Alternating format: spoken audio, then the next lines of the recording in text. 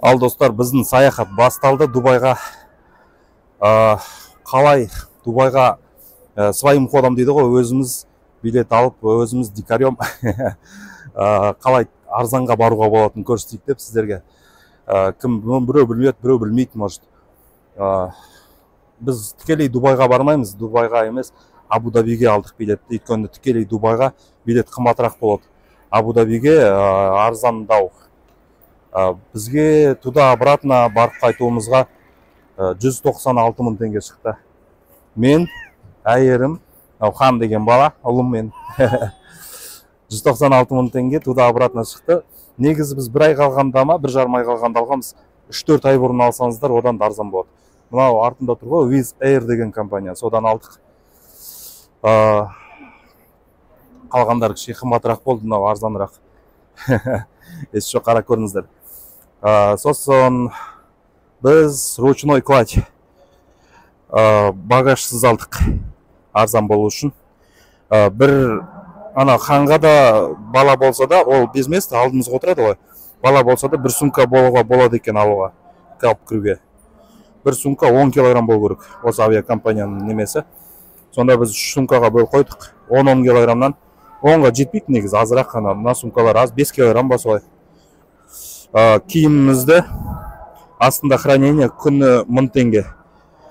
1000 теңгеге тастап кеттік. Куртканы, аяқ киімді бәрін, етіктерімізді, чтоб артық пакет таскать етіп жүрмейтіндей. Артын рюкзакты астық, қолға бір сумка и все, жүре береміз сонымен. Ыңғайлы ғой. Сонымен қазір регистрация өттік, енді багаж немелерді тіркейміз, анжер осмотрдан өтеміз, сонымен 1-2 сағаттан кейін ба, 1,5 сағаттан ұшамыз. Кеттік. Бізге, как всегда, повезло. Регистрация кезінде ана кісі айтты. Біздің негізінде алдында мына орын мен мына орын болу керек. Ортасында бір адам бронировать етіп қойған ғой. Соны айтты, артында, короче, шорын бос жер бар, сол жерге сіздер отырғызса екен. Біз осы жерге регистрация жасалды. Ортадағы орын бос, хан жатады. Үшеумізге шорын, короче. Иә, жолымыз болыс қой біздің. Ат үше жатып барамыз. Дубайдың үстіне өтіп барамыз. Осы жерде остановка болса ғой кейде, тұсқа тоқтат істеп. Бірақ біз Абу-Дабиге өтіп кетеміз ары қарай. Сондай қайтадан келу керек болған шығар. Абу-Дабиге келдік. Қаланың ұшы-қиыры көрінбейді екен. Қыздар, мен баланы сүйретіп қиналып келіп жатсақ, алыс екен, анау жақтан бері қарай келгенше. Оказывается, мынандай коляска қоятын жер тұр екен. Коляскалар тұрады. Аласында аэропорттың ішінде баланы коляскамен жүре бересің. Вот это сервис, да?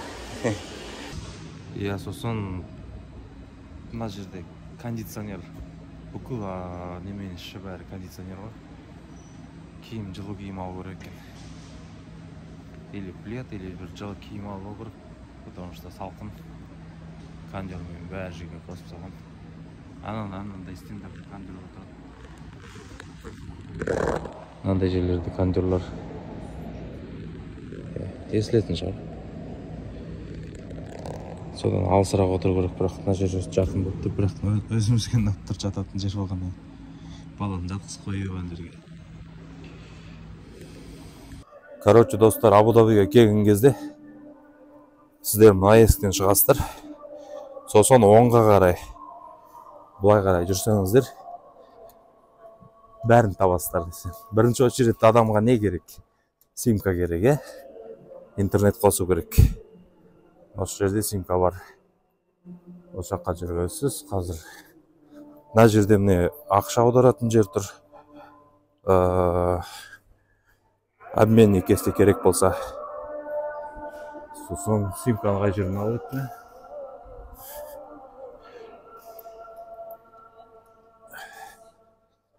Осылай. Симка ана жақта екен ғой. Мен о жан жақты ұмытып қалыппын, баяға кеттім. Мына жерде ме еді? Вот. Осы жерде симка. Интернеттің бағасын ұмытып қалыппын, өйткені біз наличкамен алдық та, история қалмады. Примерно $50 болды ғой, кішкене қымбаттау болды, өйткені бізге үлкен тариф керек болды, үлкен тариф алдық. Арзандау тарифтары да бар, кішкентай тариф алуға болады.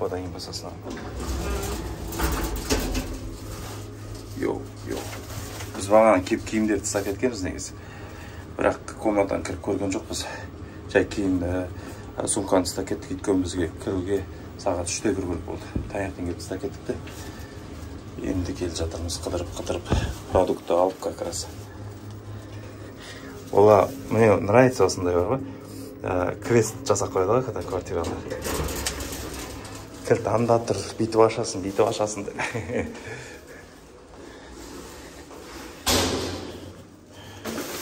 Мына жерде тұр екен. Бүйтіп істейсің деді. Кодты тересің.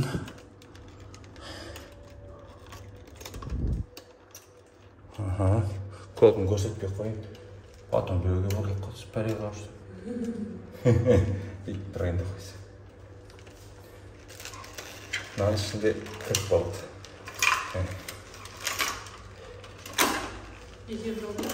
Екеуінді алдым мен. Солай шығар. Сосын біз мұнда жалғыз жатқан жоқпыз. Мынау кухня общий. Сонда жақта мынау біздің комната. Ана комнатада біреу, мына комнатада біреу. Әр комнатада әртүрлі адамдар жатыр шығар. Біздікі екі местный такой комната кішкене. Сосын каждый комнатада жеке-жеке елден жатыр. Әртүрлі елден жатыр. Біреуі Алжирдікі, біреуі Филиппиндікі, біреуі индус, тағы біреуі жер болсын, итальянец. Сондай кеше отырып біраз әңгімелестік. Ана итальянец Алжирдікі айтады, филиппинецқа. Сен қазақ, Филиппин екеуі ұқсайсыңдар деп. На одно лицо. Сендерге азиаттардың бәрі көрі на одно лицо. Бір жағынан қызықты осылай. Әртүрлі елдердің адамымен бірге отырып әңгімелесіп, олардың немесін түсінген. Мен өзі осындай хотел именно. Жанындағы көршілерім қай жақтікі болады екен деп жаулап жүрген. Олардың бәрі жұмысқа кетіп қалды қазір. Сонымен бізге шыққан ақша 314 мың теңге, 314.425 теңге. Общий жеткеніміз, жолымыз, тұрған жеріміз бәрі. 5 күн Дубайда болдық, 2 күн Абу-Дабида болдық, ол мен санаған жоқпын 2 күндікін. Өйткені Абу-Дабидің немесі ол бөлек тақырыбы. Енді бұл бағалар өзгеруі мүмкін, курс өсіп, курс түсіп, соған байланысты плюс-минус өсуі мүмкін.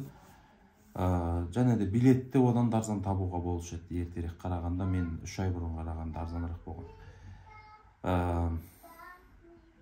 Үйді де енді сіздер дәлмен тұратынды алмайсыздар, басқа еластыр. Но примерно мен көрсеткім келген, что осылай болады деп. Примерно осындай бағаға 300 мыңға баруға. 114 мың теңге кетті. Одан кейін Дубайда жүргенде уже сатып аласыздар, тамақ аласыздар, жолда жүресіздер, таксимен жүресіздер, тағы анда-мында жету үшін. Метро өйткені бәрі жерге бара бермейді ғой, центральный. Метромен жақындап алып, біз былай жүрдік, Дубайдың ажық шетінде бару керек болса, метромен жақындап алып, содан кейін сол метродан түсіп, сол жерден такси ұстап бара салғанда кішкене арзан алады такси. Негізі такси просто қымбатырақ. 6 мың, 7 мың теңгеге дейін шығып кетеді алыстан барсаң. Метромен жақындап алып, барсаң 2 мың, 3 мың теңгеге жетіп алуға болады жақын жерлерге.